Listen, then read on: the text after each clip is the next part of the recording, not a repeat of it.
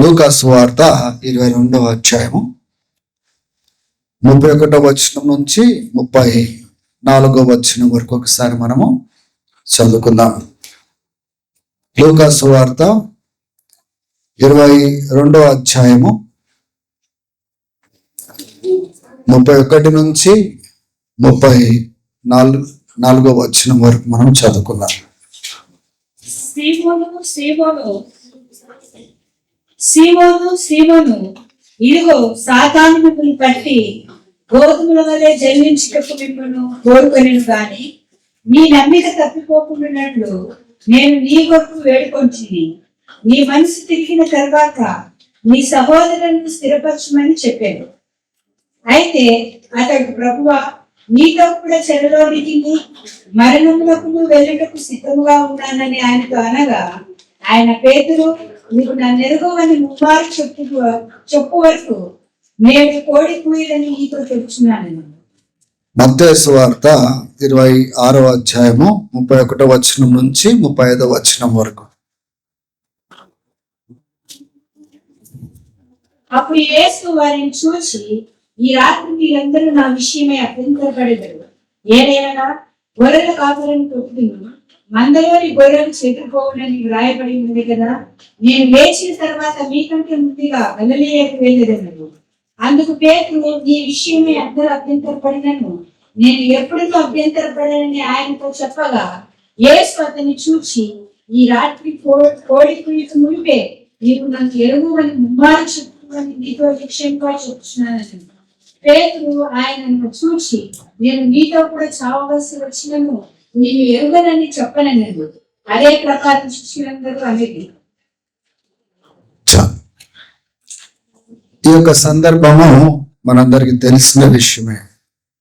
యేసుక్రీస్తు సిలువ వేయబడక ముందు జరిగిన సన్నివేశము. క్రీస్తు ఆ యొక్క అరెస్ట్ చేయబడక ముందు, సిలువకు వెళ్ళక ముందు తన శిష్యులతో మాట్లాడుతూ పలికిన సందర్భాన్ని మనము చూస్తాం. ఒక్కసారి ఇక స్టోరీ అంతటి మనము కలిపి దీన్ని గురించిన వివరంలో కేవలము లూకా సువార్తలో కాదు, ఇప్పుడు చదివిన మత్తయి సువార్తలోనే కాదు, మార్కు 14వ అధ్యాయంలో 27వ వచనం నుంచి 31వ వచనం వరకు చూస్తాము. యోహాను సువార్త 13వ అధ్యాయము 36వ వచనం నుంచి 38వ వచనం వరకు ఈ యొక్క సందర్భము 4 సువార్తలలో ఈ యొక్క సందర్భం గురించి అక్కడ రాయబడినట్లుగా మనము చూస్తా ఉన్నాం. ఇక్కడ ఒక విషయాన్ని, ఒక ప్రవచనాన్ని ఆధారం చేసుకొని క్రీస్తు రాబోయే దినాలలో, అంటే అదే దినము ఆ రాత్రి ఏం జరగబోతుందో ముందుగా చూచి తన ఒక లేఖనాన్ని తీసుకొని, కాపరిని నేను మొద్దుతాను లేకపోతే తాకుతాను, గొర్రెలన్నీ చెదిరిపోతాయి అనే ప్రవచనాన్ని చెప్తూ, ఈ రాత్రి మీరందరూ కూడా నా విషయంలో మీరు అభ్యంతర పడిపోతారు, అంటే వదిలేసి మీరందరూ పారిపోతారు అని చెప్పినప్పుడు, ఎవరు వదిలినా వదలకపోయినా నేను మాత్రం నేను వదలనని పేతురు మాట్లాడతాడు, ఆవేశంగా మాట్లాడతాడు. వేరే వాళ్ళన్నా నేను వదిలేయచ్చేమో కానీ నేను వదిలేయను, నేను నీకోసం ప్రాణం పెడతాను. ఆ సందర్భంలో క్రీస్తు అంటే, నిజంగా నా కోసం నువ్వు ప్రాణం పెడతావా? లేదు, కోడి కుయ్యక ముందే ముమ్మార్లు నన్ను తృణీకరిస్తావు, అది ఈ రాత్రే జరగబోతుందని ఆయన చూచి తను పలికినట్లుగా మనం చూస్తున్నాము. అక్కడికి ఆగిపోలేదు. నేను చనిపోయి తిరిగి లేచిన తర్వాత మిమ్మల్ని నేను గలిలయలో నన్ను కలుసుకుంటానన్నాడు. అదే కాకుండా పేతుర్ని సాతాను వచ్చి, అంటే పేతుర్నే కాదు శిష్యులందరినీ ఆ జల్లడబట్టడానికి, గోధుమలను వేరు చేయడానికి జల్లడబడతాం కదా, పొట్టును వేరు చేయడానికి, అలా జల్లడబట్టడానికి వచ్చి అడిగినప్పుడు, నేను నీ కోసము ప్రార్థించినాను అనేసి ప్రభు పలికినట్లుగా మనం చూస్తా ఉన్నాం. స్తోత్రం కలుగును గాక. హల్లెలూయా. నేను ప్రార్థించిన నీ కోసము, నీ విశ్వాసము పడిపోకూడదని నేను ప్రార్థించినాను. ఎప్పుడైతే నువ్వు తిరిగి నాతో జతపరచబడతావో, సరిదిద్దుకుంటావో, పడిపోయిన తర్వాత తిరిగి లేచి నువ్వు నిలబడతావో, నీవు నీ సహోదరులను వెళ్ళి బలపరచు. ఎందుకంటే ఎప్పుడైతే పేతురు ఏదేమైనా నేను నీకోసం ప్రాణం పెడతాను అన్నాడో, ఈ సహోదరులు కూడా ఏమన్నారంటే మేము కూడా నీకోసం ప్రాణం పెడతాము అన్నారు. స్తోత్రం కలుగును గాక. హల్లెలూయా. ఇప్పుడు కాపర్ని తాకిన వెంటనే అందరు శిష్యులు పారిపోయినారు, కానీ పేతురు మాత్రము క్రీస్తును రహస్యంగా వెంబడిస్తూ ఆ యొక్క హై ప్రీస్ట్ ప్రధాన యాజకుడు యొక్క ఇంటిలోనికి తీసుకొని వెళ్ళినప్పుడు ఆయన అక్కడ మంట దగ్గర తన వెచ్చగా పెట్టుకోవడానికి వాళ్ళ మధ్యలో కూర్చున్నప్పుడు ఆ యొక్క పని చేసే ఒక స్త్రీ, ఒక అమ్మాయి చూసి గుర్తుపడుతుంది, అరే నువ్వు వాళ్ళతో కలిసి ఉన్న వ్యక్తివే కదా అంటే తృణీకరిస్తాడు. మరలా ఇంకొకటి అంటాడు, నువ్వు వాళ్ళతోనే ఉన్నావు నిజమే అంటే లేదు అంటాడు. అట్లా 3 సార్లు జరిగిన తర్వాత కోడి కొయ్యడము, తర్వాత పేతురికి జ్ఞాపకం రావడము, ఏదైతే క్రీస్తు ముందుగానే చూచి ఏ విషయాలైతే పలికినాడో అదే రీతిగా ఇవన్నీ సంభవించడము తను గ్రహించి పశ్చాత్తాపంతో ఎంతో రోదనతో ఆయన ప్రార్థించినట్లుగా, ఏడ్చినట్లుగా మనం లేఖనాలలో మనం చూస్తా ఉన్నాం. 4 ప్రాముఖ్యమైన విషయాలు ఉదయకాల సమయంలో మీ దగ్గరికి నేను తీసుకొని వస్తాను. మన జీవితంలో కూడా మన విశ్వాసము పరీక్షించే గడియలు వస్తాయి. ఇక్కడ ఇంతమంది వచ్చి ప్రార్థనలో కూర్చున్నారు. అందరూ ఒకవేళ మీరు కూర్చున్న రీతిని చూస్తే అందరూ అనుకుంటారు, నిజంగా ఎంత దైవభక్తితో ఎదుగుతున్నారు, ఎంత వాక్యంలో ఎదుగుతున్నారు, ఎంత ఆత్మీయులు అనే అభిప్రాయము వేరే వాళ్ళు కూడా వ్యక్తపరచచ్చు. కానీ ఈ ఆత్మీయులు ఎంత ఆత్మీయంగా ఉన్నారు అనేది ఎప్పుడు తెలుస్తుందంటే, ఈ ఆత్మీయులకు ఒక ప్రతికూలమైన పరిస్థితులు లేకపోతే వాళ్ళ విశ్వాసాన్ని, ఇప్పుడు విశ్వాసుల యొక్క సంబంధము ఒక క్రీస్తుతో ఉన్నది. కానీ ఏ క్రీస్తునైతే వాళ్ళు కలిగి ఉన్నారో అదే క్రీస్తును పరిస్థితుల మధ్యలో వాళ్ళు పట్టుకుంటారా? పరిస్థితుల మధ్యలో క్రీస్తును రోడ్డుపైకి వదిలేస్తారా అనేది అది మన చేతిలో. అవునా కదండి? ఇప్పుడు మనం ఇక్కడ కూర్చొని ఎంతమంది ఎటువంటి పరిస్థితి వచ్చినా, ఎటువంటి శోధనలు వచ్చినా, ఎంతమంది దేవుని కోసము నమ్మకంగా నిలబడతారు, ఆయన కోసము ప్రాణం పెడతారు. చేతులు ఎత్తండి అంటే పేతురు నేను చచ్చిపోతా ప్రభు అనేసి ఆయన చేతులు ఎత్తినాడు. ఆయనతో పాటు ఉన్న మిగతా వాళ్ళు కూడా నేను కూడా నీతో కలిసి చనిపోతాం ప్రభు అనేసి చేతులు ఎత్తినారు. కానీ దేవుని బిడ్డలారా, మన అభిప్రాయం వేరు, మన ఆధ్యాత్మికమైన ఎదుగుదల వేరు. మనం ఏదైతే తలంచుతున్నామో భావోద్రేకాలతోటి ఇమోషనల్ గా, lord I will stand like this, I will do like this, that may not be the reality. నిజంగా అది నిజం కాకపోవచ్చేమో. మనకు ప్రతికూలమైన పరిస్థితులు, శోధనలు రావచ్చు, స్ట్రెస్ఫుల్ సిచ్యువేషన్స్ రావచ్చు, మనుషులు వ్యతిరేకం కావచ్చు, మనల్ని హింసించేవారు లేవచ్చు. దేవుని బిడ్డలారా, ఆ సమయంలో మనము భయము చేత ఏడవబడతామా, లేకపోతే విశ్వాసంతో అటువంటి పరిస్థితులలో క్రీస్తును వదలకుండా క్రీస్తు కోసం నిలబడతామా అనేది దేవుని బిడ్డలారా, నీవు నేను ప్రతిరోజు దేవునికి ఎంత సన్నిహితం అవుతున్నామో, దేవుని మాటలలో ఎంత ఎదుగుచున్నామో, ఎంత కట్టబడుతున్నామో దానిపైన ఆధారపడి ఉంటుంది. గాడ్ నోస్, దేవునికి ముందుగా తెలుసు పేతురు ఇక్కడ ఉన్నప్పుడు ఎలా ఉన్నాడో, కొన్ని గంటల తర్వాత భయాల చేత ఆ యొక్క ప్రాణము కాపాడుకోవడానికి తన్ను తాను ఎలా తప్పించుకొని క్రీస్తుతో నాకు సంబంధం లేదు, క్రీస్తు ఎవరో నాకు తెలియదని ఏ రీతిగా అయితే ఆయన పలకబోతున్నాడు, ఆయన బలహీనతను చూచినవాడు. దేవుని బిడ్డలారా, దేవుడు ఇప్పుడు మన జీవితాన్ని ఎరిగిన వాడు. రాబోయే దినాలలో పరిస్థితులు వచ్చినప్పుడు మనం ఎలా పరిస్థితులలో ఆయనను గట్టిగా పట్టుకుంటామా వదిలేస్తామా కూడా ఆయన ఎరిగినవాడు. He foreknew what Peter will do in just few hours. కొన్ని గంటల్లో పేతురు ఏం చేయబోతున్నాడో, పేతురుతో పాటు ఆ యొక్క శిష్యులందరూ ఏం చేయబోతున్నారో ఆయన ఖచ్చితంగా చూచి ఎరిగినవాడు. యేసు ప్రభు చెప్పినందుకు పేతురు ముమ్మారు ఆయన తృణీకరించలేదు.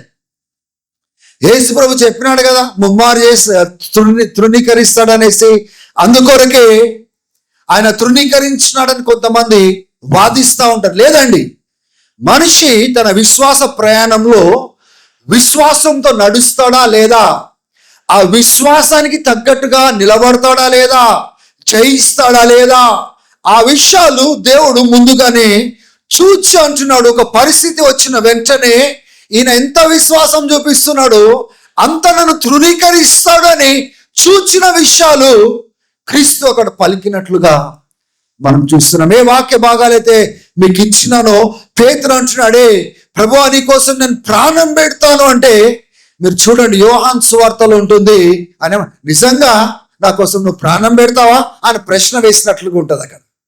అంటే దేవునికి తెలుసు నేను కేవలము ఇమోషనల్ గా భావోద్రేకాలతోటి నేను దేవుని కోసం ఇలా నిలబడతాను, దేవుని కోసం అలా నిలబడతానని పలికే మనము మనుషుల ఎదుట ఒక పరిస్థితి వచ్చిన వెంటనే ఆ క్రీస్తుతో వేరవడానికి ప్రయత్నం చేస్తాము. భయాలతో మనుషులకు కనబడకుండా దాచుకోవడం చేస్తాము. బహిరంగంగా క్రీస్తులో ఒప్పుకోవడానికి మనం ఇష్టపడము. దేవుని బిడ్డలారా, ఆ బలహీనతను ఎరిగే దేవుడు మన దేవుడు. హల్లెలూయ, స్తోత్రం కలుగును గాక.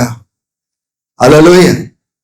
పరిస్థితులలో నువ్వు ఎలా స్పందిస్తావు? ప్రెషర్ వచ్చినప్పుడు, హింస ట్రిబులేషన్ వచ్చినప్పుడు, వ్యతిరేకత హింస వచ్చినప్పుడు, నీ విశ్వాసాన్ని కించపరిచేవారు లేచినప్పుడు, నిన్ను అంగీకరించని వారు నిన్ను చుట్టుముట్టినప్పుడు, నీవు పేతురు వలె, మిగతా అపోస్తుల వలె క్రీస్తుతో సంబంధము లేదు అన్నట్టుగా నిన్ను నువ్వు చేతులు దులుపుకొని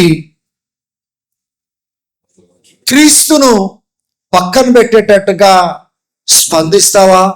లేక ఏది ఏమైనప్పటికీ నా క్రీస్తును అక్కడ ఘనపరిచేటట్టుగా, వాళ్ళకి ఎలా నచ్చినా నచ్చకపోయినా, వ్యతిరేకించిన హింసించిన నా క్రీస్తును నేను ఘనపరుస్తాను అనే రీతిగా మనం నిలబడతామా? ఈరోజు నీ అభిప్రాయము బహుశా ఒకవేళ అడిగినట్లయితే నేను నిలబడతాను, నా కోసము ప్రాణం పెట్టిన క్రీస్తు కోసం నిలబడతాను, నా కోసము సిగ్గును భరించిన క్రీస్తు కోసం, అవమానము భరించిన క్రీస్తు కోసము, నా కోసము గేలి చేయబడి, ఉమ్ము వేయబడి, హింసించబడి, బలంతో పొడవబడి, వీపంతా చీల్చబడి, కొరడాలతో కొట్టబడిన ఆ క్రీస్తు ఏ సిగ్గునైతే నా కోసము అనుభవించినాడో, నేను సిగ్గుపడకుండా నా క్రీస్తు గురించి నేను సాక్షిగా నేను ఉంటాను. చాలా మంచిది, అభిప్రాయం మంచిది. కానీ దేవుని బిడ్డ, ఈ భావోద్రేకాలు ఉన్నాయి కదా, అది it is like A mood. ఈ ఫీలింగ్స్, ఈ ఒపీనియన్స్, అభిప్రాయాలు, ఈ యొక్క భావోద్రేకాలు ఉన్నాయి కదా, ఈ మూడ్ అనేది ఈరోజు మూడ్ బాగుంది, రేపు ఉదయకాల సమయం కల్లా మూడు పోతుంది. ఈ భావోద్రేకాలు కాదు నిన్ను నిలబెట్టేది. నువ్వు అంతరంగంలో దేవునికి ఎంత దగ్గరైనావు, దేవుణ్ణి ఎలా తెలుసుకున్నావు, దేవుని మాటల పైన ఎలా ఆధారపడ్డావో దానిపైన నీ ఆత్మీయత ఆధారపడి ఉంటుంది. నీ ఆత్మీయత పైన పరిస్థితులలో నువ్వు కూల్తావో లేకపోతే నిలబడతావో ఆధారపడి ఉంటుంది. స్తోత్రం కలుగును గాక. హల్లెలూయా. పేతురు ఈ మిగతా అపోస్తులు యేసు ప్రభుతో పాటు 3.5 సంవత్సరాలు తిరిగినారు, భోంచేసినారు, ఎన్నో పరలోకం సంబంధమైన మాటలను వాళ్ళు విన్నారు, సత్యాలను నేర్చుకున్నారు, ఎన్నో విషయాలు వాళ్ళు చూచినారు, దేవుని యొక్క గొప్ప శక్తిని అనుభవించినారు. ఇవన్నీ అయినప్పటికీ దేవుని బిడ్డలారా, వాళ్ళు లోపల ఆ మాటల చేత కట్టబడలేదు. విన్నారు, తెలుసుకున్నారు, కానీ ఆ మాటల పైన వాళ్ళ జీవితాలను ఆధారం చేసుకోలేదు. క్రీస్తు చాలా స్పష్టంగా చెప్పినాడు, ఏంటి, నన్ను సిలువ వేస్తారు, నన్ను చంపుతారు, కానీ 3వ దినాన నన్ను తిరిగి లేగిస్తానని చాలా స్పష్టంగా చెప్పినాడు. నన్ను హింసిస్తారు, నన్ను ఈ పరిసయ్యులు, ఈ సద్దుకీయులు, ఆ ప్రధాన యాజకులు నన్ను అప్పగిస్తారు అనే సంగతి చాలాసార్లు చెప్పినప్పటికీ దేవుని బిడ్డలారా, వాళ్ళకు ఆ మాటలు లోపల నాటు కట్టబడలేదు. మీరు పునరుద్ధానమైనప్పుడు తర్వాత కూడా మీరు చూడండి, యేసు ప్రభువు నేను చనిపోయి తిరిగి లేయిస్తా అన్న మాటలు కూడా వాళ్ళు నమ్మలేదు. వాళ్ళకు రుజువులు ఇచ్చిన తర్వాత అరే ఆయన చెప్పిన జరిగింది కదా అనేసి అప్పుడు నమ్మినారు. కానీ వాళ్ళు ఏ మాటలైతే విన్నారో, ఏ మాటల పైన అయితే వాళ్ళ జీవితాలు కట్టబడాలనో ఆ మాటల చేత వాళ్ళు విన్నారు, చూచినారు, కానీ ఆత్మీయంగా వాళ్ళు కట్టుకోలేకపోయినారు. అందుకోసమే పరిస్థితి వచ్చిన వెంటనే భయాలకు చోటిచ్చినారు. పరిస్థితి వచ్చిన వెంటనే దేవునితో సంబంధాన్ని తెంచుకోవడానికి ప్రయత్నం చేసినారు. దేవుని బిడ్డలారా, చివరి దినాలలో ఇది జరగబోతుందని క్రీస్తు ప్రవచించినాడు. మత్తయి సువార్త 24వ అధ్యాయంలో ఆ దినాలలో అనేకులు విశ్వాస భ్రష్టులు కాబోతున్నారంట. క్రీస్తు రాకడకు ముందు హింస, వ్యతిరేకత, కష్టము వచ్చినప్పుడు క్రీస్తు ఎవరో నాకు తెలియదని చాలా మంది ఇటువంటి విశ్వాసులే ప్రార్థనలలో కూర్చున్నవారు, ఆరాధనలో కూర్చున్నవారు, వారం తిరగంగానే బైబిల్ పట్టుకుని వచ్చిన వారు విశ్వాస భ్రష్టులు అవుతారంట. ఎందుకు చెప్పండి? ఇప్పుడు భావోద్రేకాలతో యేసు బిడ్డనని చెప్తే సరిపోదు, యేసే కోసం నేను ఏమైనా చేస్తానని చెప్తే సరిపోదు. ఆ దినాలలో కత్తులు, ఖడ్గాలు పట్టుకొచ్చి నువ్వు దేవుని బిడ్డవా అయితే నువ్వు చంపుతాము, అయితే నీ యొక్క ఆస్తిని లాగేసుకుంటాము, నీకు కలిగింది మేము తీసుకుంటాము, ఒకవేళ క్రీస్తును వదిలిపెట్టకపోతే మేము నిన్ను చంపేస్తామని వచ్చినప్పుడు దేవుని బిడ్డలారా, చాలా మంది ఆ దినాలలో విశ్వాసాన్ని పక్కన పెట్టి ప్రాణము కాపాడుకోవడానికి భయాలకు చోటునిచ్చి వాళ్ళు క్రీస్తు నుంచి సంబంధం తెంచుకోవడానికి వాళ్ళు ప్రయత్నం చేస్తారు. అందుకోసమే యేసుప్రభు చెప్పిన మాటలు ఏంటంటే, తన విశ్వాసము కడవరకు కాపాడుకున్న వాడే రక్షించబడును. దేవుని బిడ్డలారా, దేవుడు మనకిస్తున్న హెచ్చరిక ఏంటి తెలుసా? కేవలము మీకు ఇచ్చే సమయాన్ని మీరు వృధా చేసుకోకండి. ఏదో ప్రార్థన కుడికి రాగానే మీరు ఆత్మీయంగా తయారు కాలేరు, ఏదో ఒక సందేశం విన్న వెంటనే మీరు ఆత్మీయులు కాలేరు. దేవుని మాటల చేత మనం కట్టబడుతున్నామా లేదా, మాటల పైన మన జీవితాన్ని ఆధారము చేసుకుంటున్నామా లేదా, దేవునికి సన్నిహితంగా మన జీవితాలను తెచ్చుకుంటున్నామా లేదా, కాన్షియస్ గా మన లైఫ్ ని బిల్డ్ చేస్తున్నామా లేదా.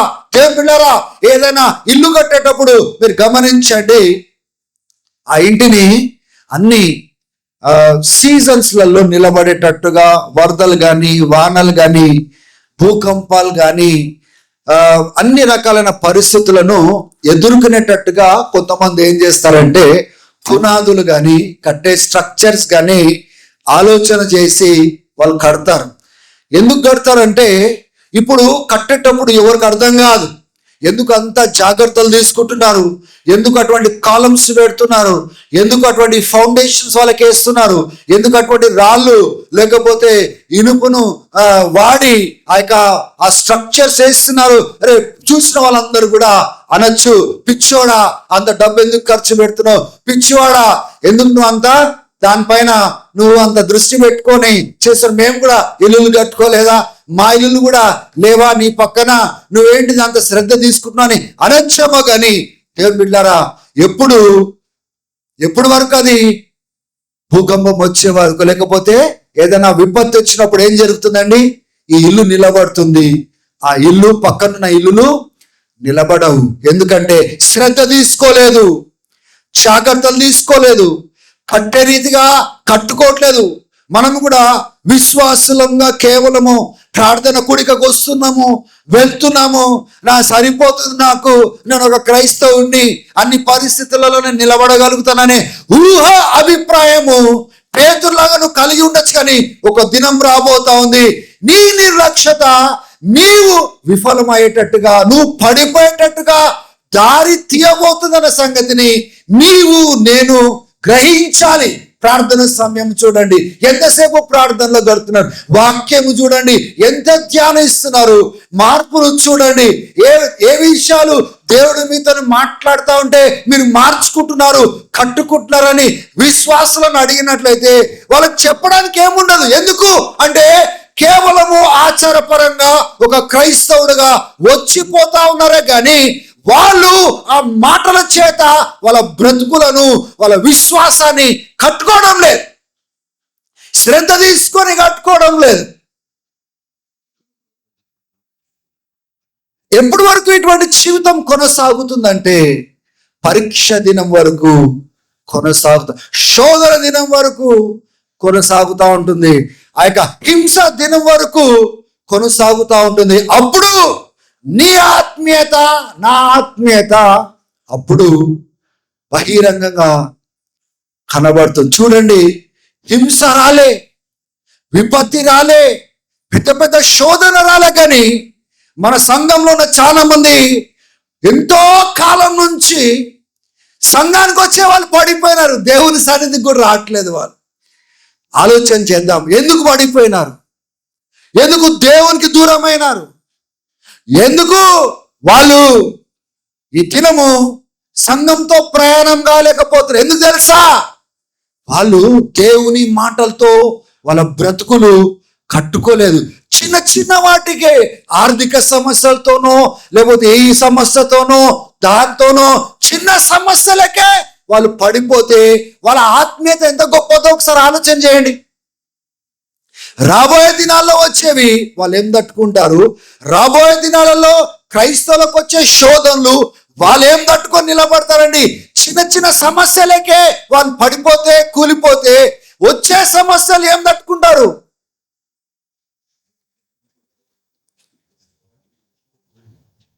Your victory is based on your spiritual build-up. రాబోయే దినాలలో నువ్వు జయించే తత్వము దేనిపైన ఆధారపడిందంటే నువ్వు ఆత్మీయంగా ఎలా కట్టబడుతున్నావు, జాగ్రత్తలు తీసుకొని నీ యొక్క సంబంధాన్ని దేవునితో ఎలా కట్టుకుంటున్నావు, దేవుని మాటల చేత ఎలా కట్టబడతా ఉన్నావు, దేవునికి ఎలా నువ్వు చోటించి నువ్వు దేవునికి సన్నిహితంగా. ఈ దినాలలో చూసినట్లయితే ఒక్కొక్కరిని నిలబెట్టి మీకు ప్రార్థన జీవితం గురించి వచ్చి ఇక్కడ మాట్లాడండి. ఎంత సమయము దేవునితో గడుపుతున్నారు, ఎంత సమయం బైబిల్ చదువుతున్నారు, ఎంత సమయము దేవుడు మీతో మాట్లాడింది మీ కుటుంబస్తులతో పంచుకుంటున్నారు.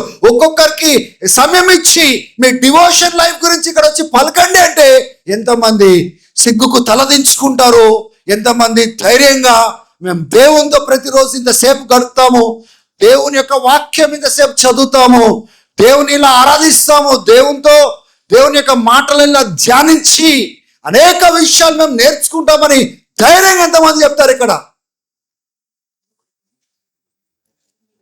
మీరు ఎలా నిలబడగలుగుతారు రాబోయే దినాలలో? ఒక ప్రార్థన జీవితం లేకుండా, ఒక డివోషన్ లైఫ్ లేకుండా, దేవునికి సమయం ఇవ్వకుండా, దేవుని యొక్క వాక్యానికి చోటు ఇవ్వకుండా, దేవునికి సన్నిహితంగా రాకుండా, ఒక రోజు సడన్ గా అకస్మాత్తుగా మీరు ఎలా నిలబడగలుగుతారు? అకస్మాత్తుగా చోటు అయినందుకు ఏం జరుగుతుంది తెలుసా? పేతురు పడిపోయినట్లుగా పడిపోతాము, మిగతా అపోస్తులు పడిపోయినట్టుగా మనం పడిపోతాం. You know why? Because we were not careful in our walk with God.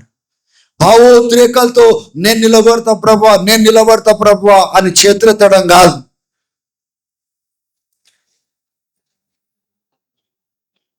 Emotionalism are emotional state, ఈ భావోద్రేకము ఆత్మీయత కాదు. స్తోత్రం కలుగును గాక. హల్లెలూయా. భావోద్రేకము ఆత్మీయత కాదు. నీ ఆత్మీయత అనుదిన జీవితంలో every day how you take things from God and build your self. కేవలం వినడం కాదు, తెలుసుకోవడం కాదు, రాయడం కాదు, అండర్లైన్ చేసుకోవడం కాదు, ఇతరులకు నాకు తెలుసు అని చెప్పడం కాదు.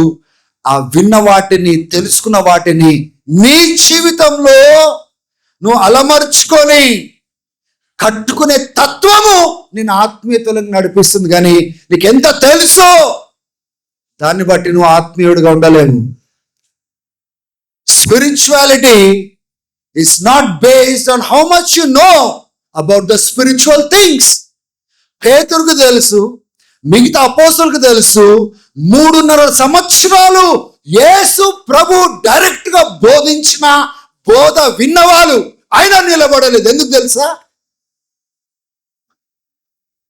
they did not apply the word in their lives.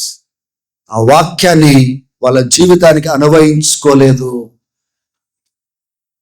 ఆ విషయాన్ని క్రీస్తు ముందుగానే చూస్తున్నాడు. ఏంటిది? కాపర్ని కొట్టిన వెంటనే గొర్రెలు చెదిరిపోతాయి అని పలికినాడు. స్తోత్రం కలుగును గాక. హల్లెలూయా. మార్కు సువార్తలో 14వ అధ్యాయంలో చూడండి 31వ వచనము. నేను నీతో కూడా రావలసి వచ్చినను నీవు ఎరుగనని చాలా ఖండితంగా he insisted emphatically అనేసి ఇక్కడ ఇంగ్లీష్ బైబిల్లో చూస్తా ఉన్నాం. చాలా ఖచ్చితంగా ఖండితంగా చెప్తా ఉన్నాడు. ఎవరండి? నీ కోసము చనిపోవాల్సిన అవసరం వచ్చినా కూడా నేను చనిపోతాను. చదువు. నేను నీతో కూడా చావవలసి వచ్చినను నిన్ను ఎరుగనని చెప్పనే వారందరూ అని వారు గత్సేమనే అనబడిన చోటులకు వచ్చినప్పుడు ప్రార్థన చేసి వచ్చే వరకు మీరు ఇక్కడ కూర్చుంటారని తన శిష్యులతో చెప్పి పేతురును, యాకోబును, యోహానును వెంట పెట్టుకుని పోయి మిగుల విభ్రాంతి నందుటకును చింతాక్రాంతులకును ఆరంభించాడు. చాలు.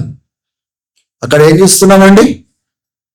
పేతురు ఏదైతే చెప్పినాడో మిగతా వాళ్ళు కూడా అదే చెప్పినారు. మేము కూడా నీ కోసం చచ్చిపోతాము అన్నారు.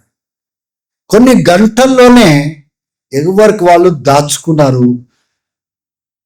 ఎవరు కనబడట్లేదు. ఆ కనిపించే ఒక్కడు కూడా దాచుకొని ఎక్కడికి యేసుప్రభువుని తీసుకొని వెళ్తున్నాడో చూచిన వ్యక్తి ఆయన కూడా సందర్భం రాగానే యేసుప్రభు ఎవరో మాకు తెలియదు. ఆయన ఎవరు? అసలు ఆలోచన చేయండి. 3.5 సంవత్సరాలు తిరిగిన పేతురు ఆయన ఎవరు? మాకు తెలియదు. ఆయన ఎవరో మాకు తెలియదు. ఒకసారి ఆలోచన చేయండి. స్తోత్రం కలుగును గాక. అదంతా ఎందుకు జరుగుతుంది తెలుసా అండి? కేవలం వింటే సరిపోదు. వీళ్ళు ఏం చేసినారండి? కేవలము విన్నారు, తెలుసుకున్నారు, కానీ దాని మీద వాళ్ళు కట్టబడలేదు, కట్టుకోలేదు. మీరు కూడా ఓ టైం వస్తుంది, మీరు ఆ శోధన దినమున, ఆ పరీక్ష దినమున మీరు నిలబడతారా లేదా అనేది దేనిపైన ఆధారపడుతుందంటే ఈ యొక్క సంఘంలో, ఈ సంఘ కార్యక్రమాల్లో మీరు పాలు పొందినారా లేదా, ఆదివారాలు మీరు కుడికకు వచ్చినారా లేదా, లేకపోతే బైబిల్ స్టడీలలో మీరు పాలు పొందినారా లేదా, దానిపైన మీకు ఆధారపడదు. మీ జయము దేనిపైన ఆధారపడి ఉంటుందంటే ప్రతిరోజు నువ్వు ఆ దేవుణ్ణి నువ్వు వెతుకుతున్నావా? చాలా సిగ్గుకరం. అంతా దేవుందే మనం కలిగి వాడుతాం. భూమి ఆయన సృష్టించి, గాలి ఆయన సృష్టించిందే, ఈ శరీరము ఆయన సృష్టించిందే, ఈ అవయవాలు, ఈ గుండె బాగుందా లేదా అని డాక్టర్ దగ్గరికి వెళ్ళి మనం చూపించేది ఆయన తయారు చేసిందే. ఆయన పోలికలో మనం తయారు చేయబడ్డాము, ఆయనయే మనం వాడతాము. అదే కాకుండా దేవుని బిడ్డలారా, మనల్ని విమోచించడానికి ఆయన ప్రాణం కూడా ఆ సిలువలో మన కోసము ఆయన వెచ్చించున్నాడు. అంతా దేవుందే వాడతాం, కానీ ఆయనకు కృతజ్ఞత లేకుండా బ్రతుకుతాం. ఆయనతో గడపరు. కొంతమంది మోకాలుండి ప్రార్థన చేయరు, బైబిల్ చదవరు. దేవుని బిడ్డలారా, మీరు అనుకుంటున్నారా వాళ్ళు నిలబడతారని? ఖచ్చితంగా ఒక రోజు వస్తుంది వాళ్ళు విశ్వాస భ్రష్టులై వాళ్ళు ఏం చేస్తారు తెలుసా?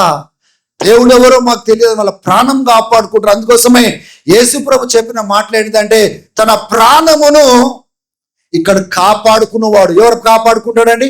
హింస వచ్చినప్పుడు నాకు దేవుడు ఎవరో తెలియదు, యేసు ప్రభు మాకు తెలియదు, యేసు ప్రభుతో మాకు సంబంధం లేదని ప్రాణం కాపాడుకున్నవాడు అంట నిత్యత్వంలో పోగొట్టుకుంటాడు. కానీ క్రీస్తు కోసం తన ప్రాణాన్ని ఇక్కడ లెక్క చేయని వాడు అక్కడ పొందుకుంటాడు అనేసి యేసు ప్రభు చెప్తా ఉన్నాడండి. స్తోత్రం కలుగును గాక. Hallelujah, hallelujah. Grow in your personal relationship with God. ఇక్కడికి రాగానే మీరు ఆత్మీయంగా తయారు గారు, కొన్ని విషయాలు మీరు వినంగానే మీరు ఆత్మీయులు గారు. మీకు దేవునితో, మీకు వ్యక్తిగతంగా ఆయనతో ఎంత సంబంధం ఉందో, శోధన దినంలో ఆయన కోసం మీరు నిలబడతారా, ఆయనను తృణీకరిస్తారా, దానిపైన ఆధారపడి ఉంటుంది. ఎన్ని మీటింగ్లు అటెండ్ చేసినారో, ఎన్ని బోధ చేసినారో, ఎన్ని అండర్లైన్ చేసినారో దాని మీద ఉండదు. నీకు నీ దేవునికి ఉన్న సంబంధం ఎంత ప్రేమిస్తున్నావు, ఎంత ఆరాధిస్తున్నావు, ఎంత దేవుని మాటల పైన నీ జీవితాన్ని కట్టుకుంటున్నావు. అందుకోసమే యేసు ప్రభు ఒక ఉపమానం చెప్పినారు. ఈ నా మాటలు విని దాని ప్రకారము బ్రతికిన వాడే బుద్ధిమంతుడితో పోల్చినాడు. మత్తయి సువార్తలో ఏంటిదండి? బుద్ధిమంతుడు ఏం చేస్తున్నాడు? తన ఇంటిని దేని మీద కట్టినాడండి? చెప్పండి, దేని మీద కట్టినాడు? బండ మీద తన ఇంటిని కట్టినాడు. వాన కురిసెను అంటే వచ్చింది, వాన వచ్చింది. వరద వచ్చెను, గాలి వీచెను, గట్టిగా కొట్టెను అని ఉంటది. అక్కడ అన్ని వచ్చినాయా? శోధనలు వచ్చినాయి, పరీక్షలు వచ్చినాయి, కానీ బండ మీద కట్టబడింది కనుక అది కూలిపోలేదు. ఈ నా మాటలు వింటున్నా యేసుప్రభు అంటున్నాడు, ఈ నా మాటలు విని దాని ప్రకారము చేయని వాడు తన ఇంటిని ఇసుక మీద కట్టుకున్నాడంట. అప్పుడు ఇసుక మీద కట్టుకున్న ఇల్లు పైకి ఏమొచ్చిందంట? గాలి వీచింది, వరదలు వచ్చినాయి, చాలా గట్టిగా ఆ ఇంటిని కొట్టినప్పుడు అది ఇసుక మీద కట్టబడింది కనుక అది కూలిపోయాను. దాని పాటు గొప్పది అని యేసు ప్రభు చెప్తా ఉన్నాడు. చాలా గట్టిగా కూలిపోయిందంట అది. దాని పాటు గొప్పది అని అక్కడ ఎందుకు చెప్పండి? అది దేవుని మాటల మీద కట్టుకున్న ఇల్లు కాదు, జీవితం కాదు. దేవుని బిడ్డలారా, మీ జీవితాన్ని దేవుడు మాట, దేవుని యొక్క వాక్కు మీద, ఆ రాయి, ఆ యొక్క క్రీస్తు అనే మాటల మీద మన జీవితం కట్టుకోవాలి. వినడం కాదు, రాసుకోవడం కాదు, తెలుసుకోవడం కాదు, దాంట్లో కట్టుకోవాలి, అప్పగించుకోవాలి. దాంట్లో ఒకటి కావాలి, దేవుని యొక్క మాటలతో ఒకటి కావాలి. ఆ మాటలతో మన జీవితం కూడా కట్టబడాలి. అసలు ఎంత దేవుని మాటలు మన జీవితాన్ని మారుస్తున్నాయని మనం చూసుకున్నట్లయితే చాలా మంది దగ్గర జవాబు ఉండదు. The reason for failure is not focusing on our personal relationship with God. దేవునితో సంబంధాన్ని సరిగా చూచుకోకపోవడమే. అది చూచుకోకుండా అటు ఇటు చలామణి అవుతా ఉంటాం, మీటింగ్లలో కూర్చుంటాం, బైబిల్ పట్టుకొని వస్తాము, అన్ని ప్రార్థన కొడికలు కనబడతాం కానీ కట్టుకోము. జ్ఞాపకం తెచ్చుకోండి ఈ మాటలు. ఒక రోజు రాబోతుంది నీ లోపల దేవుని మాటలు లేక, దేవునితో సంబంధం లేక, పరిస్థితులు ప్రతికూలంగా వచ్చినప్పుడు అప్పుడు నువ్వు నిలబడు, నువ్వు కూలిపోతావు. You will fall away in your faith because your faith is not strong. నీ విశ్వాసంలో నువ్వు ఎదగలేదు, విశ్వాసంలో కట్టబడలేదు, విశ్వాసంలో నిలకడగలేవు, విశ్వాసం బలంగా లేదు దేవునిలో. అప్పుడు దేవుణ్ణి తృణీకరించేటట్టుగా తారేతావు. స్తోత్రం కలుగునాక. ఏంటిది మొదటి విషయము? మన అభిప్రాయాలు, మన గురించి మనం ఏమనుకుంటున్నామో అది నిజం కాకపోవచ్చు, కానీ పరిస్థితులలో మనం ఏం స్పందించబోతున్నామో, మనం ఎంత కట్టబడ్డామో, ఎంత ఎదిగినామో, ఆ పరిస్థితులలో ఎలా స్పందిస్తామో మన ఆత్మీయత అక్కడ కనబడుతుంది. అక్కడ నిలబడతాము, కూలనన్న కోల్తాము. దేవునికి స్తోత్రం కలుగును గాక. ఇక్కడ శిష్యులు యేసయ్యతో 3.5 సంవత్సరాలు నడిచినా కానీ కూడా పారిపోయి దాచుకున్నారు.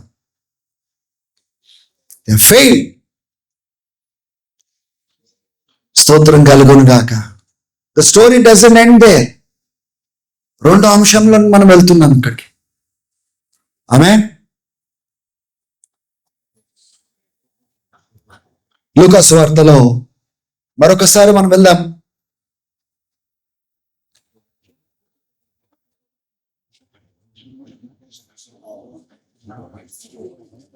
ఈవెన్ దో వి ఫెయిల్,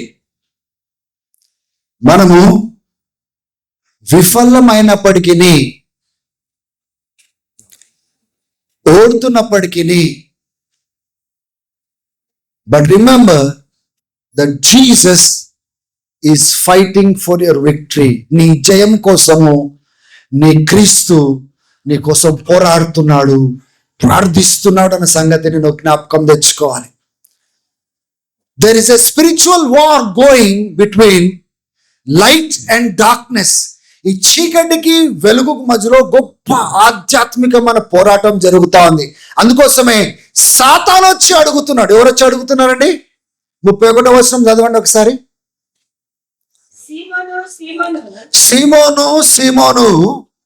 సీమోనుకి తెలుసా అండి ఆయన ఏ పరిస్థితిలో అయితే ఆయన వెళ్ళబోతున్నాడో ఆ పరిస్థితి, ఆ శోధన సాతాను మూలంగా వస్తుందన్న సంగతి సీమోనికి తెలుసా?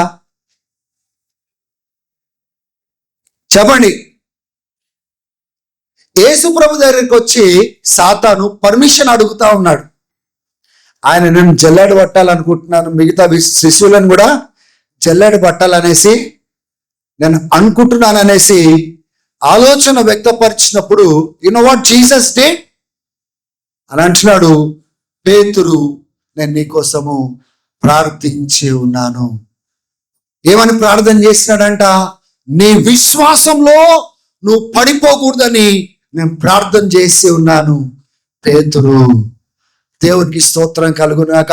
The lowest and the lowest moments of our life, మన జీవితంలో బలహీనమైన సమయంలో, నేను నిలబడలేని సందర్భంలో నా కోసం ఎవరు పోరాడుతూ ఉన్నారు తెలుసా? ఎవరు ప్రార్థిస్తున్నారు తెలుసా? యేసు ప్రభు మన కోసం ప్రార్థన చేస్తా ఉన్నారు. స్తోత్రం కలుగును గాక. హల్లెలూయా. మనం ఇంత దూరము ప్రయాణం చేసుకొని వచ్చినామంటే ఎన్నోసార్లు ఫెయిల్ అయినా, మన జీవితంలో ఎన్నోసార్లు పడిపోయినాము, కానీ తిరిగి మనము నిలబడడానికి కారణం ఏంటి తెలుసా? Somebody was constantly praying for us. చదవమ్మా ఆ 22వ అధ్యాయం చదవండి. ఇదిగో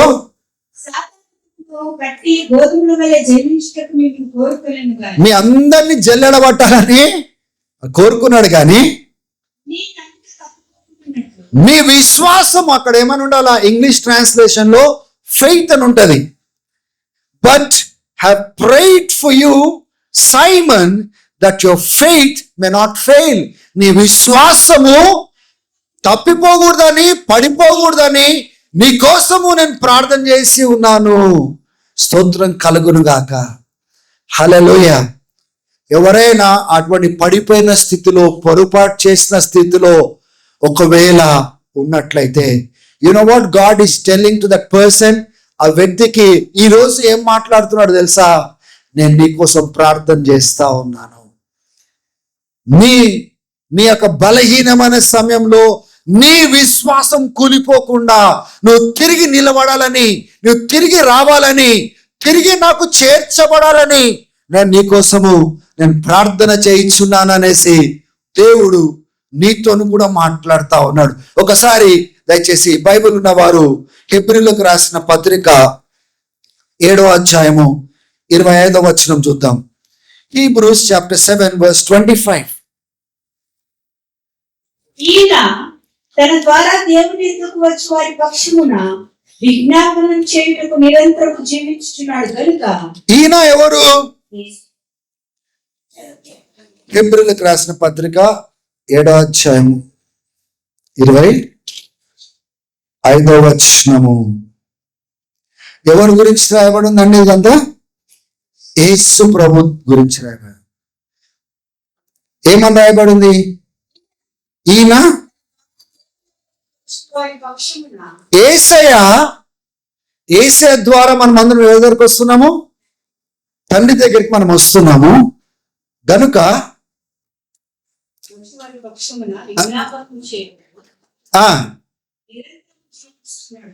ఇప్పుడు నిరంతరము జీవించిన యేసు తన నామంలో వచ్చే బిడ్డల కోసము అని ఏం చేస్తా ఉన్నాడంట? చెప్పండి.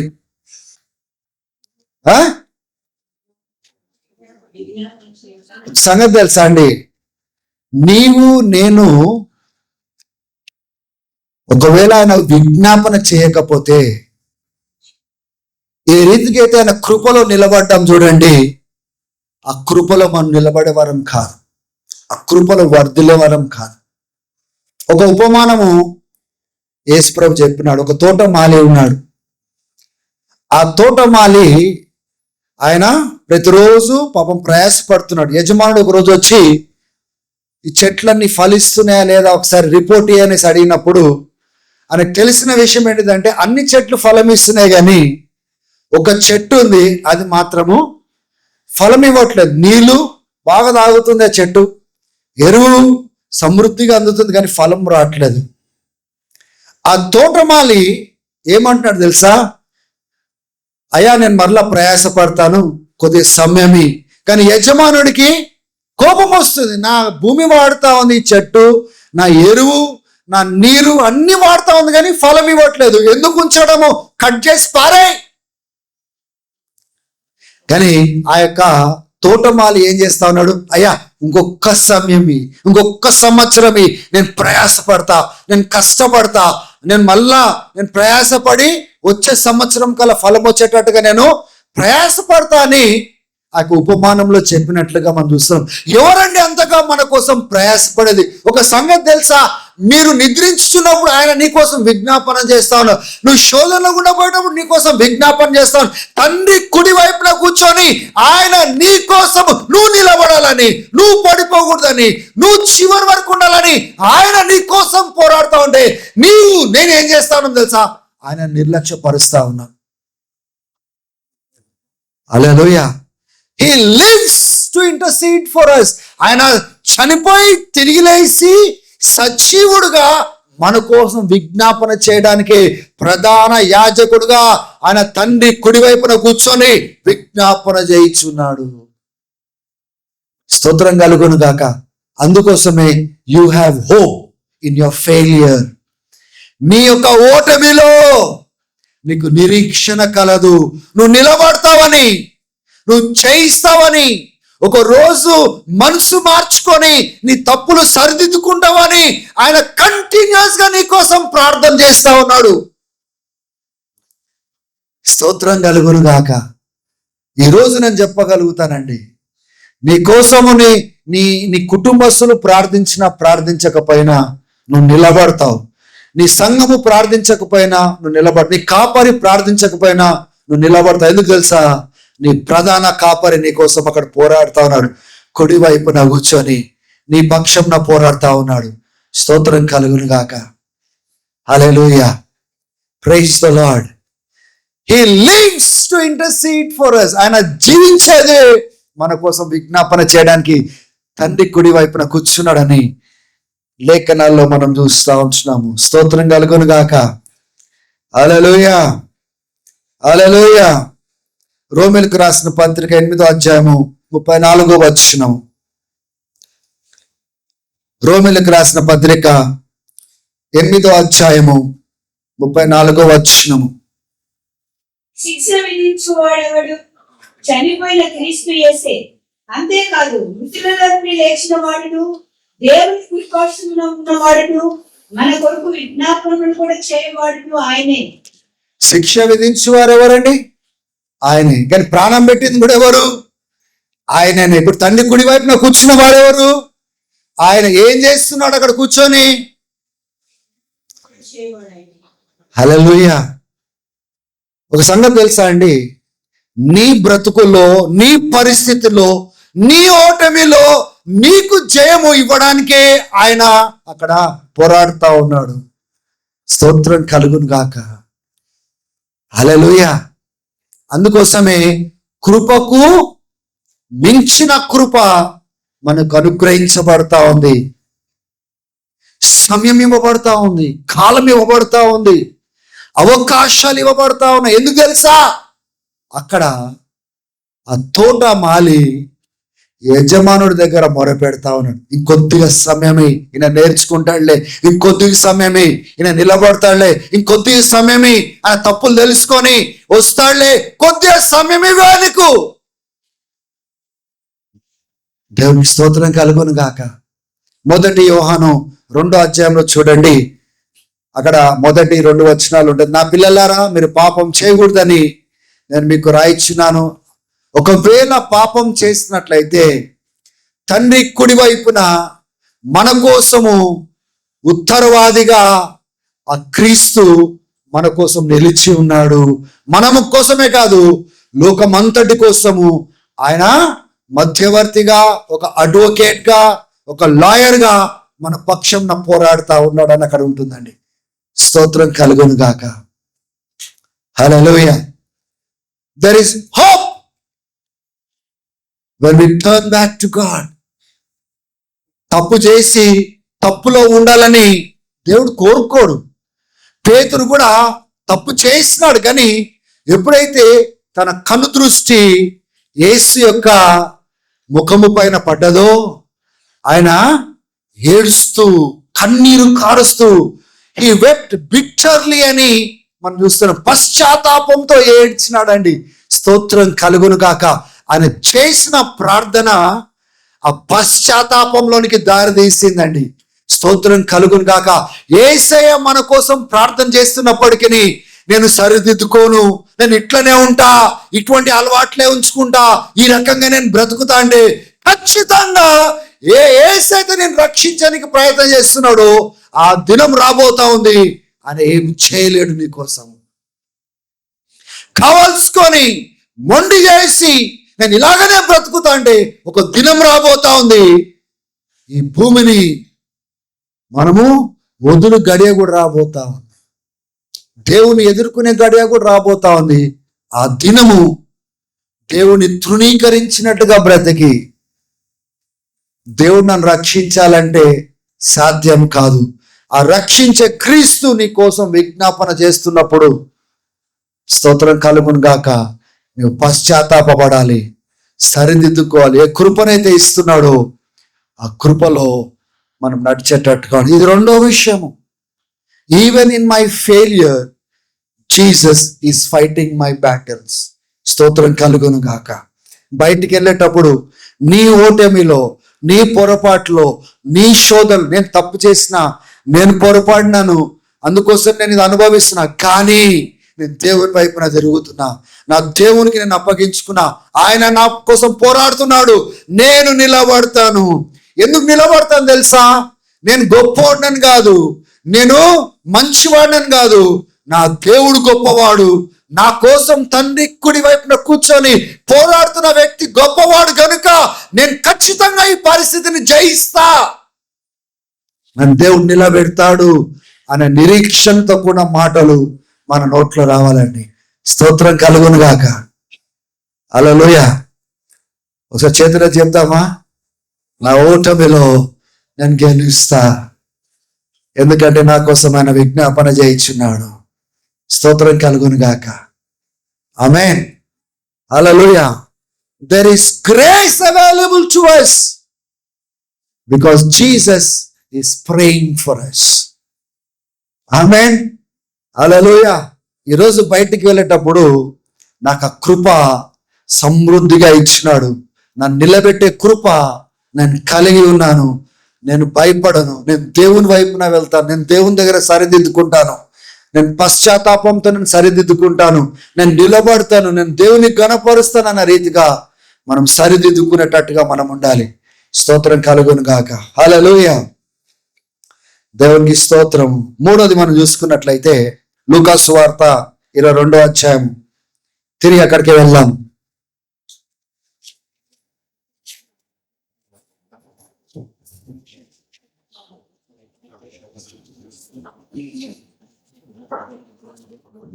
చదవండి.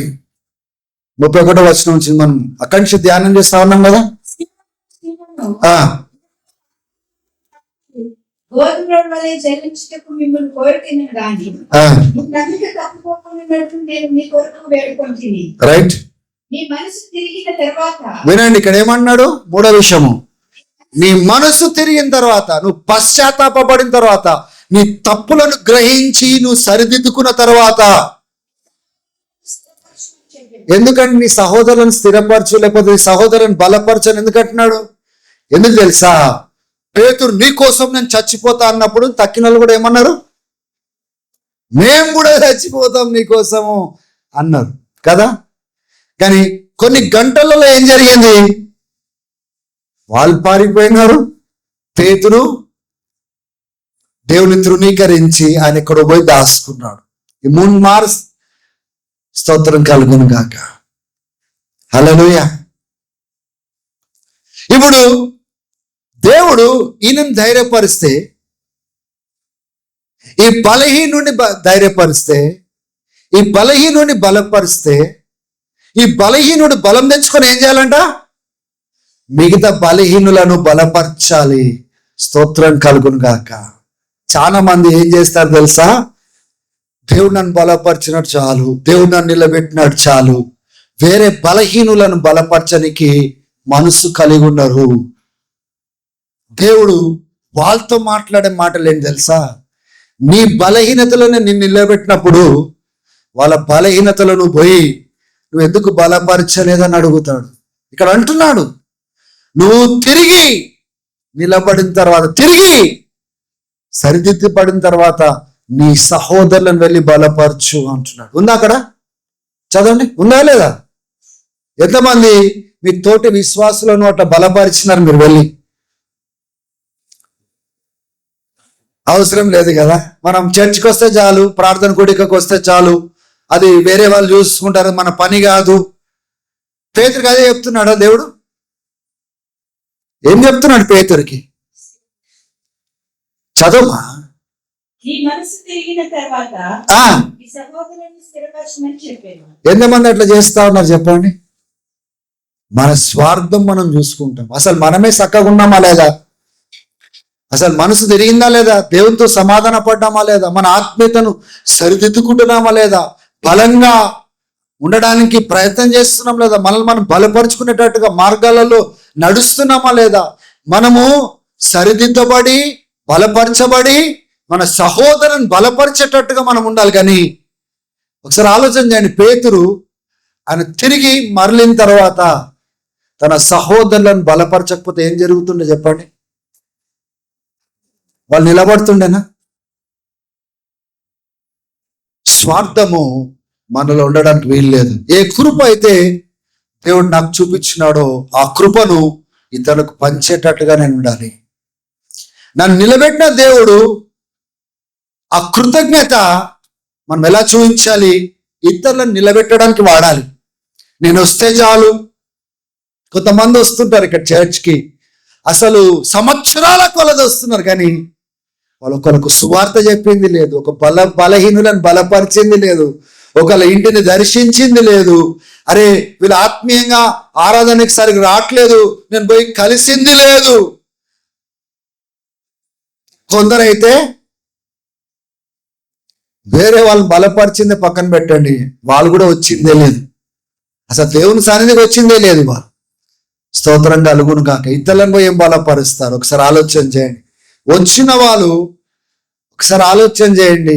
ఉట్టి నీ మట్టుకే నువ్వు చూసుకుంటే ఆయన బిడ్డలను బలపరిచేది ఎవరు?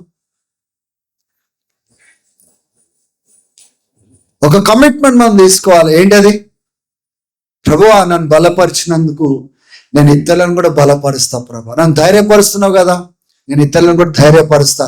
నన్ను నిలబెడుతున్నావు కదా, నేను ఇతరులను కూడా నిలబెడతా. ప్రభువా నన్ను నా కృపతోనే కదా నువ్వు నన్ను నిలబెట్టింది, అదే కృపను ఇతరులకు నేను చూపిస్తాను. ఇతరులు బలం పొందుకునేటట్టుగా నేను నిలబడతానంటే మనం అందరము ఒకరినొకరు బలపరుచుకునే వారంగా తయారుగామా? ఈ రకంగా స్వార్థవంతులుగా వచ్చిపోతామా? చెప్పండి. గత వారంలో ఎంతమందిని బలపరిచినారు? చేతులెత్తండి ఎవరైనా బలపరిచిన వెళ్ళి వీళ్ళు బలహీనంగా ఉన్నారు, నేను వాళ్ళని బలపరిచి వస్తాన్న వారు ఒకసారి చేతులెత్తండి. ఎవరన్నా బలపరిచిందా మీరు క్రైస్తవులారా? 2 వారాలలో ఎవరన్నా బలపరిచినారా మీరు? వెళ్ళి ఈ నెలలో ఎవరి దగ్గర వెళ్ళి మీరు పోయి బలపరిచినారా? ఎక్కడున్నావు? ఏం జరుగుతా ఉంది? ఇంతకాలం ప్రార్థనకు వచ్చేదానివి ఎందుకు రావట్లేదని పోయి అడిగినారా? అడగలే, తెలుసుకోలే. ఎంతవరకు మనం ఈ రకంగా దేవుడేమో మన కోసం పోరాడాలి, కానీ మనం వేరే వాళ్ళ కోసం పోరాడకూడదు. ఇది ఏం తత్వం అండి? Today when we go back, నేను ఎంతమందిని నిర్లక్ష్యపరిచిన ఒకసారి మనం ఎందుకు ఆలోచన చేయకూడదు? ఎప్పుడైతే ఈ విషయాన్ని మనం అర్థం చేసుకుంటామో సంఘంలో ప్రతి ఒక్కరు బలపరచడానికి, ఆ బలం పొందుకోవడానికి మనం మార్గం ఏర్పాటు చేసిన వారం అవుతాం. We will strengthen one another. ఒకరినొకరు బలపరుచుకునేటట్టుగా మనం డోంట్ బి సెల్ఫిష్. వచ్చినా నేను నడిపించిన, నేను కార్యక్రమాలలో పాలు పొందిన, అయిపోయింది, వెళ్ళిపోయినా. మళ్ళీ నా ఇల్లు, నా బాకీలి, నా పిల్లలు, నా తిండి, నా ఉద్యోగం, మళ్ళీ వచ్చిన ఇదేం బ్రతికేది? ఇంతేనా దేవుడు కోరుకునే? ఈ రకంగా బ్రతకడానికేనా? అరే నిన్ను ఆత్మీయంగా నిలబెట్టిన దేవుడు, నీకోసం పోరాడిన దేవుడు, నీకోసం ప్రార్థించిన దేవుడు, నువ్వు నిలబడిన తర్వాత ఏం చేయాలి? చెప్పరే గట్టిగా, ఎందుకంటే బాగా లోపల దూరుతున్నట్టుంది వాక్యం. ఏం చేయాలి మనము? ఈ రకంగానే స్వార్థంగా దేవునికి జవాబు ఇవ్వాలనా? దేవుడు ఏమంటాడు? అరే వీళ్ళంత గొప్ప వాళ్ళు, కృతజ్ఞత కలిగిన వారు లేరని సాక్ష్యం చెప్తాడా మనల్ని చూసి? లేకపోతే వీళ్ళంటి స్వార్థవంతులని చూడలేదు, వీళ్ళకేమో నేను పోరాడినాను, వీళ్ళకేమో నేను కృప చూపించినాను, కానీ వీళ్ళని బలపరిచిన తర్వాత వాళ్ళ తోటి సహోదరులను బలపరచడానికి మనసు రావట్లేదు, సమయం లేదు, సాకులు చెప్తా ఉన్నారు, కారణాలు చెప్తా ఉన్నారు. వీరు మాత్రము బౌండరీ మాత్రం దాటట్లేదు.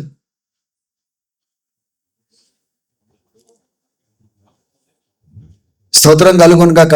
Can't be selfish like this. Strengthen your brothers, strengthen your sisters. వెళ్ళండి, బలపరచండి వాళ్ళని. ఆయన కృపలో ఆయన మాటలతో బలపరచండి, ప్రార్థన చేయండి, తోడు పెట్టుకొని రండి. ఇట్లా స్వార్థంగా నడవకండి అని మనకు అర్థం కావట్లేదా దేవుడు మాట్లాడుతున్నాడని?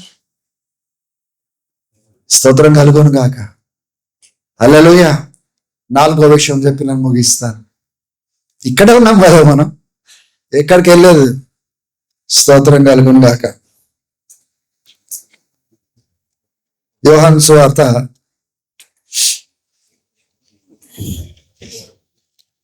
13వ అధ్యాయంలో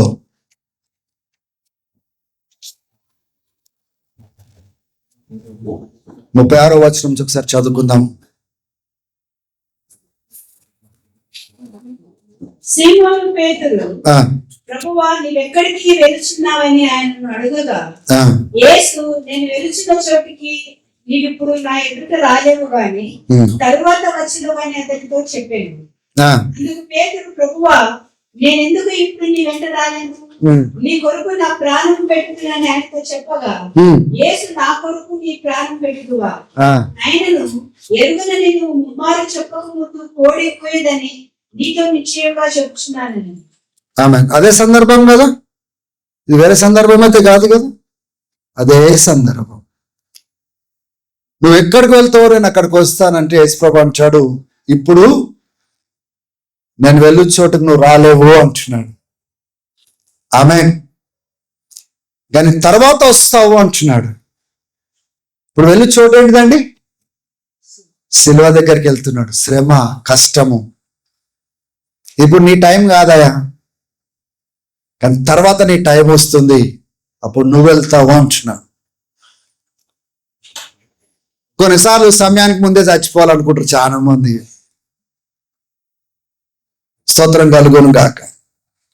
ఆవేశము, భావోద్రేకాలు, నీతో పాటు నేను చచ్చిపోతా ప్రభా, నీతో పాటు నువ్వు ఎక్కడ పోతాను, ఎక్కడికి వస్తాను, ఏదంటే నా అనుభవం. అట్లా వాళ్ళకి దేవుడు చెప్పేది ఏంటిదంటే, ఇప్పుడు కాదు, తర్వాత ఒక గడియ ఉంది, ఒక సమయం ఉంది, ఒక కాలం ఉంది. అప్పుడు దేవుడు మనల్ని అన్న రాజ్యంలో పిలుచుకోవడానికో మరణానికో అప్పగిస్తాడు, కానీ తొందరపడవలసిన అవసరత లేదు. పేతురు చాలా తొందరపాటు, వచ్చేస్తా నేను, నువ్వు ఎక్కడికి వెళ్తేనే అక్కడికి, ఇప్పుడు కాదయ్యా, నువ్వు తర్వాత వస్తావు. నువ్వు మీరు గమనించినట్లయితే చరిత్రలో యేసు ప్రభునేమో ఇలా సిలువ వేస్తున్నారు, పేతురును ఉల్టా, అంటే తల కింద కాలు పైకి, నా యొక్క యజమానుడు చనిపోయినట్టుగా నేను చనిపోవడం యోగ్యుడిని కాదని ఉల్టా వేసి ఆయన చంపే సమయంలో ఆ రీతిగా తను తాను అప్పగించుకున్నాడు. స్తోత్రం కలుగును. There was a time where he had to give his life for Jesus. కాబట్టి దేవుని బిడ్డలారా, ఇప్పుడే కంగారు పడకండి. ఇప్పుడు మనకిచ్చిన జీవితాన్ని ఆయన పని కోసం పెట్టండి. హల్లెలూయా.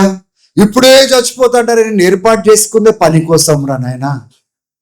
నా ప్రతినిధిగా ఉండడానికి నేను ఏర్పాటు చేసుకున్నా, సువార్తను అనేక ప్రాంతాలు తీసుకొని వెళ్ళడానికి, సంఘాలు కట్టడానికి నేను ఏర్పాటు చేసి, అనేక సహోదరుని బలపరచడానికి నేను ఏర్పాటు చేసుకున్నా. నువ్వు ఇప్పుడే నాతో పాటు వస్తా అంటే ఇప్పుడు కాదు, నీ టైం కాదు, నేను వెళ్ళి చోటు నువ్వు రావడానికి వీల్లేదు, నువ్వు రాలేవు, నేను తర్వాత వస్తావు, యూ విల్ కమ్ లేటర్. అప్పుడు వరకు, in other words, finish the work that you are suppose to do. Hallelujah. దేవునికి మహిమ కలుగును గాక. ఎంతమంది నేర్చుకుంటా ఉన్నారు? కంగారు పడకండి. ఒక రోజు వస్తుంది నిజంగా ఆ దేవుని సమయంలో, దేవుని గడియలో, ఒకవేళ దేవుని పని చేస్తూ దేవుని రాజ్యంలో ప్రవేశించే మరణం దేవుడిస్తే స్తోత్రం. కానీ తొందరపాటుతో ఎలా పడితే అలా మనం ముగించడానికి ప్రయత్నం మనం చేయడానికి వీల్లేదు. అని అప్పగించిన పనిని మనం ముగించాలి, కానీ తొందరపడి ప్రాణము నేను పెట్టేస్తా, ఇవన్నీ భావోద్రేకాలు పనిచేయవు. అదే సందర్భంలో అంటాడు, ఈ రాత్రి 3 సార్లు నువ్వు నన్ను తృణీకరిస్తావు అని చెప్తాడు. స్తోత్రం కలుగును గాక. 4 విషయాలు మనం చూసాము. ఏంటిది చెప్పండి? దేవునికి ముందుగానే తెలుసు మనం ఎటువంటి బలహీనతలో ఎటువంటి నిర్ణయాలు తీసుకుంటామో. శోధన సమయంలో, ప్రతికూలమైన పరిస్థితులలో, టెస్టింగ్ టైం లో మనం ఎలా స్పందిస్తామో, ఎటువంటి నిర్ణయాలు తీసుకుంటామో దేవుడు ముందుగా ఎరిగినవాడు. ఆ శోధన సమయంలో గెలిచేవారు ఎవరు, నిలబడేవారు ఎవరంటే, ప్రతిరోజు ఆత్మీయంగా దేవునికి దగ్గరగా వచ్చేవారు, వాక్యంలో కట్టబడేవారు, దేవుడిని ప్రేమించేవారు, దేవుడిని ఆరాధించేవారు. ఒకవేళ నిజంగా పరిస్థితులలో ప్రాణం పెట్టవలసిన అవసరం ఉంటే పెట్టేస్తారు, వాళ్ళు దాచుకోరు. ఎందుకంటే దేవునితో ముడి కట్టబడి ఉన్నారు కాబట్టి. ఉత్తగనే డ్రామా చేసేవాళ్ళు, ఉత్తగనే ప్రార్థన కొడికి వచ్చేవాళ్ళు, అందరితో పాటు బైబిల్ పట్టుకొని కుటుంబాలను భార్యలు తీసుకొని వచ్చేవాళ్ళు, వాళ్ళు నిలబడలేరు. ఎందుకంటే వాళ్ళకి ప్రార్థన జీవితం లేదు, దేవునితో సంబంధం లేదు. ఒక రోజు ఆ దేవుడు వాళ్ళని రక్షిస్తాడా లేదో కూడా వాళ్ళకి తెలియదు. వాళ్ళకి స్తోత్రం కలుగునుగాక. దేవునితో సంబంధం లేదు. అంటే మీరు ప్రతిరోజు ఆత్మీయంగా ఎలా కట్టుకుంటారో శోధన సమయంలో నిలబడతామా కోల్పోతామా ఆధారపడి ఉంటుంది. అయినప్పటికీ నేను నిర్లక్ష్యంగా ఉంటూ నేను ఆత్మీయంగా కట్టబడకుండా శోధన సమయంలో నేను లొంగిపోయినాను అనుకోండి, అయినప్పటికీ క్రీస్తు మన కోసం ఏం చేస్తా ఉన్నాడు? నిలబడాలని, బాగు చేయబడాలని ఏం చేస్తా ఉన్నాడండి? క్రీస్తు ఉండి ప్రార్థన చేస్తున్నాడు. అవకాశం రావాలని, తిరిగి మారు మనసు పొందాలని, తిరిగి సరిదిద్దుకోవాలని, తిరిగి మనము ఆ నిత్య శ్వాసం పోగొట్టుకోకూడదని, మారు మనసు పొందాలని, సరిదిద్దుకోవాలని ఆయన ప్రార్థన చేస్తా ఉన్నాడండి. స్తోత్రం కలుగును గాక. మూడోది, మనం ఏం చేస్తున్నాము? మనల్ని నిలబెట్టినప్పుడు ఇతరులను నిలబెడుతున్నామా లేదా? మనల్ని బలపరిచినప్పుడు ఇతరులను బలపరిచేటట్టుగా మనం సమర్పించుకుంటున్నామా లేదా పరీక్షించుకోవాల్సిన అవసరం ఉంది. పేతురుని అంటున్నాడు, నువ్వు తిరిగి వచ్చిన తర్వాత, బలం తెచ్చుకున్న తర్వాత వెళ్ళి నీ సహోదరులను బలపరచుము. నాలుగోది ఏం చేస్తున్నాము? Wait for your time. నీ సమయం కోసము వేచి ఉండు. అది నువ్వు వద్దనుకున్నా వస్తుంది. అది ఆయన కోసం ప్రాణం పెట్టే దినము వస్తుంది. కానీ కంగారు పడకు. అప్పుడు వరకు give your time God's work. దేవుని పనికి నేను అప్పగించుకో, దేవుని రాజ్యానికి అప్పగించుకో, ఇతరులను బలపరచడానికి వాడుకో. ఇప్పుడే కంగారు పడి ఇప్పుడే నేను చేసేస్తా, ఇప్పుడే కంగారు పడకండి. There is a time God has set for you to finish your race on earth. ఈ భూమి పైన నీ ప్రయాణం ముగించా గడియబెట్టినాడు. అప్పటి వరకు ఏం చేయాలో చూడు. కానీ తొందరపడి నేను ప్రాణం పెట్టేస్తానని, ఇది చేసేస్తా, మా ఏ కర్తు మా ఓ కర్తు అని చెప్పకండి దయచేసి. నేను ఏమైనా చేసిన దేవుని కోసం ప్రాణం. పేతుర్ని ఇట్లా చూసి అంటాడు, ఎన్ని మాటలు మాట్లాడుతున్నాను, ఈ రాత్రే నేను ఎవరో తెలియదని 3 సార్లు తృణీకరిస్తావు అని చెప్తున్నాను. స్తోత్రం కలుగును కాక. దెన్ బిడ్డారా, వెయిట్ ఫర్ యువర్ టైం. కంగారు పడి సమయం కంటే ముందే పరిగెత్తడానికి ప్రయత్నం చేయకండి. నేను వెళ్ళిపోతా, నేను మంచిగా కాదు. there's something that God wants to accomplish through you. నీ ద్వారా దేవుడు ఏదైతే నెరవేర్చాలనుకుంటున్నాడో అది నెరవేర్చబడాలి అంటే నువ్వు ఆ పనికి సమర్పించుకోవాలి. You have to you know. ఆయన ఆ రోజు నువ్వు పోతే నీతో పాటు నేను చచ్చిపోతా అన్నాడు, కానీ అక్కడ చనిపోయినాడు దేవుడు లేదు. ఎప్పటి వరకు బ్రతికినాడు? ముసలి వయసు వచ్చే వరకు బ్రతికినాడు. కానీ అంత కాలం ఎందుకు ఇచ్చినాడు? ఆయన పని కోసం ఇచ్చినాడు. దేవుని బిడ్డలారా, దేవుడికి ఇచ్చే ఆయుష్ని ఆయన కోసమే, ఆయన పని కోసమే, ఆయన కనపరిచేటట్టుగా ఇవి. Amen. So may God bless you. తలలోంచండి, ప్రార్థన చేసుకుందాం.